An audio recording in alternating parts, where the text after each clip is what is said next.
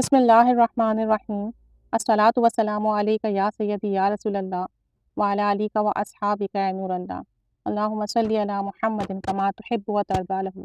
درود شریف پڑھنے والے ایک بھائی کا کہنا ہے کہ وہ ایک مرتبہ مورو شہر موٹر سائیکل پر گئے اور کہتے ہیں کہ میرے ساتھ ایک اور بندہ بھی تھا، ایک اور شخص بھی میرے ساتھ موجود تھا بائک پر۔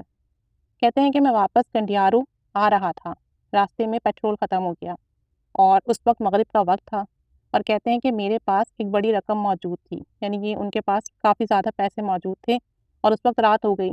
اب کہتے ہیں کہ جو میرے ساتھ بندہ تھا وہ کہنے لگا کہ ٹرک لے لو، وہ کہنے لگا کہ ٹرک پکڑ لو، یعنی کہ ٹرک والوں سے ہیلپ لے لو۔ تو میں نے کہا کہ درود شریف پڑھ رہا ہوں، انشاءاللہ تعالیٰ اس کی پڑھنے کی برکت سے ہماری مدد ہوگی، اور میں نے اس کو بھی کہا کہ آپ بھی درود شریف پڑھو۔ یہ بھائی درود ابراہیمی پڑھتے ہیں اور انہیں درود ابراہیمی پر بہت یقین ہے، تو انہوں نے درود شریف پڑھنا شروع کیا اور اپنے ساتھی سے بھی کہا کہ آپ بھی درود شریف پڑھو۔ درود شریف پڑھنا شروع کیا تو موٹر سائیکل چل پڑی اور 1 کلومیٹر تک مستقل موٹر سائیکل چلتی رہی، نہ کوئی جھٹکا محسوس ہوا اور نہ ہی قسم کی کوئی رکاوٹ آئی اور نہ ہی موٹر سائیکل رکی۔ کہتے ہیں کہ 1 کلومیٹر کے بعد شیطان نے میرے دل میں یہ وسوسہ ڈال دیا کہ کبھی پیٹرول کے بغیر بھی گاڑی چلی ہے، یعنی جب تمہاری گاڑی میں پیٹرول نہیں ہے تو یہ گاڑی کیسے چل رہی ہے۔ کہتے ہیں کہ میرے دل میں یہ بات آئی کہ ہو سکتا ہے گاڑی میں پیٹرول ہو تبھی تو چل رہی ہے، ورنہ کیسے یہ گاڑی چلتی۔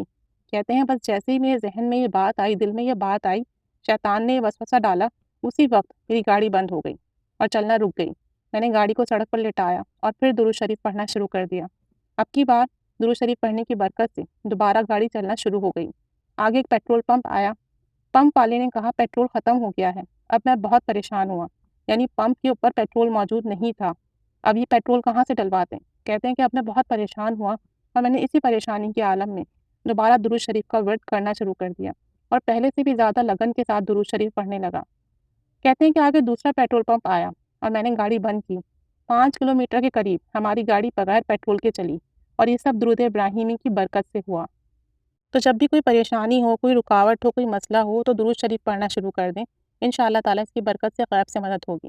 ویسے تو ذہن یہ بات تسلیم کرنے کو تیار نہیں کہ گاڑی میں پیٹرول نہ ہو تو گاڑی کیسے چل سکتی ہے، لیکن اسی کو معجزات کہتے ہیں کہ اللہ تعالیٰ درود پاک کی برکت سے غیب سے مدد فرماتا ہے، اور ایسی مدد فرماتا ہے جس پر یقین کرنا بعض اوقات مشکل ہو جاتا ہے، محال ہو جاتا ہے۔